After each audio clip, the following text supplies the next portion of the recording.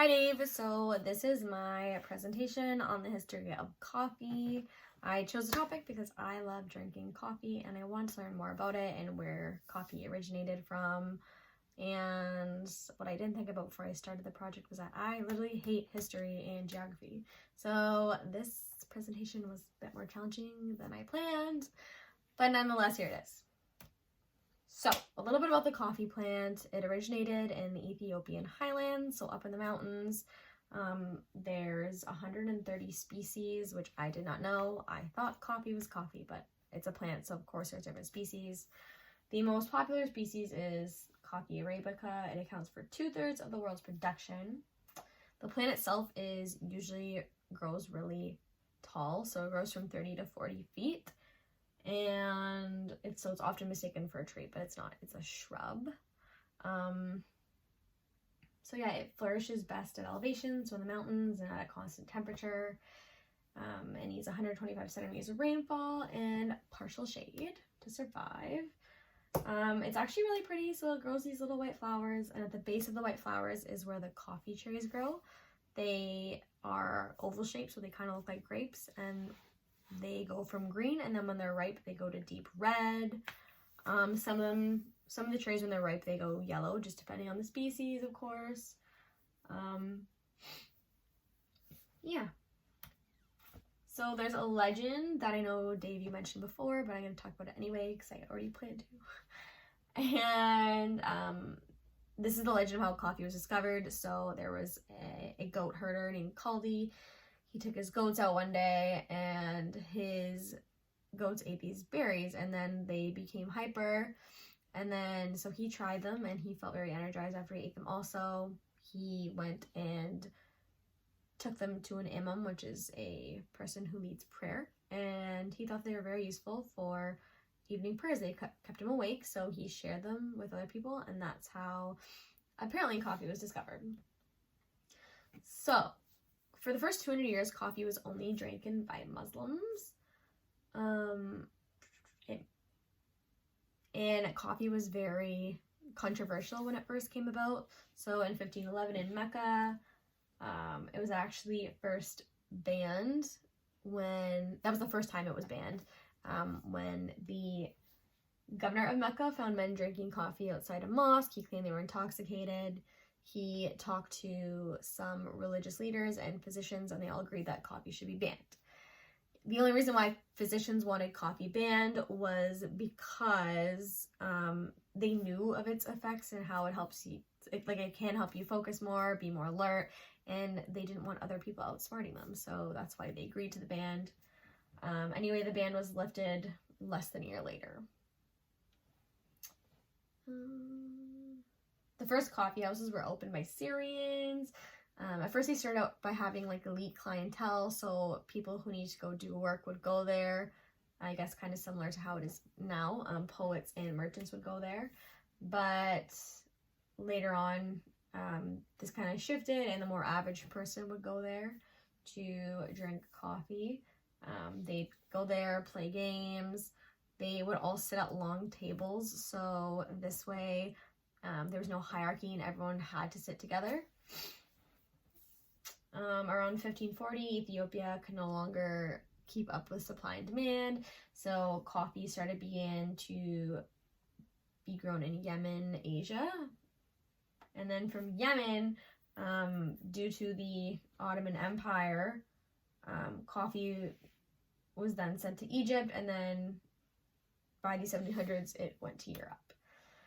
So Venice, Italy was the first city to taste coffee in Europe. London, England was the first city to open up a coffee shop, and Turkey was the first place to put milk in their coffee. Yeah, they also started opening coffee houses. In Europe, a lot of people of parliament would go to coffee houses because this way they could have conversations that were not monitored. So when coffee houses began to be open in Oxford, they had very prestigious visitors. So people such as Isaac Newton, the father of physics, was there, which I thought was pretty cool. But the coffee houses in Oxford were kind of scandalous, so they're mostly meant for men, and if women were there, they were serving or servicing the guests. In the 1800s, coffee houses merged with taverns, so they also sold alcohol, and some of them doubled as private gentlemen's clubs and or brothels. And if women wanted a cup of coffee, they had to go back to their carriage to drink it because they didn't want to be mistaken for a prostitute. In America, so coffee became popular in America after the Boston Tea Party. They no longer wanted to buy tea from the British people, obviously, so they turned to drinking coffee. And then also after the Civil War, coffee increased because troops were given coffee for its psychoactive effects before battle. And when they got home from battle, imports increased. Also, in America is where Folgers and Maxwell House originated from, so then the rise of brands, different coffee brands started to become about, which I thought was pretty cool. America was also the place where the term cup of joe originated from. It meant like weak, flavorless, everyday coffee, so basically just like coffee as a commodity and not so much specialty coffee. This was another scandalous story that I read about that I thought was interesting. So coffee, 75% of America's coffee was from Brazil.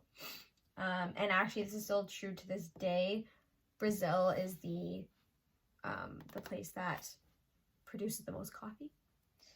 So, but how did it get to Brazil? So, a diplomat from Brazil was sent to France to settle a dispute between the French and the Dutch. And while he was there, he got to know the French governor's wife a little bit better. And she gave him a bouquet before returning back to Brazil. And in the bouquet, he found coffee beans. So that's how coffee allegedly got to Brazil. So, coffee today, back in the 1950s, coffee began to decrease the popularity of it due to soft drinks becoming more popular. So roasters knew that they had to change this as their numbers were going down. So they marketed coffee as, if you're a coffee drinker, you're very sophisticated, you live like a good lifestyle, and this tactic worked. So there was a rise in the 1960s of the subculture of hippies and drinking specialty coffee. They called it European coffee. It was just stronger than their regular cup of joe. So this became popular. Even workers that would usually go to work and just have the work coffee would stop on their way to a specialty cafe to actually buy a cup of coffee instead of getting it for free at work. This movement was really pushed when Starbucks came out. So in Seattle in 1971 was the first Starbucks opened. It was opened by 3 college friends, but it did not gain success until 1987. There was a guy named Howard Schultz, and he was their equipment suppliers, and he kept telling them, like, giving them pointers on how to change things, the way they were doing them. He wanted, like, to help them get successful. He wanted to join in the business with them, and they, like, denied him and said no. But in 1987, they sold the business to him, and he had the perfect recipe. So it was called a coffee format, and he had it down packed. So you need to have good coffee, and it needs to be enjoyed in a good environment. So he basically created an Italian-style coffee house that met American needs. So instead of having, I guess, like when you would go to a coffee house in Europe, you would get like a mug and you'd stand there and drink it, but Americans didn't want that. They wanted to either sit down or they wanted it in a paper cup so they could take it to work with them. So he basically nailed this, and that's what started coffee. That's what started it to become more popular again. This even rings true now, like in our city, there's more coffee shops that have opened. We finally got a Starbucks. So specialty coffee is actually definitely becoming more popular. So yeah, that concludes my presentation about coffee. Thanks for listening.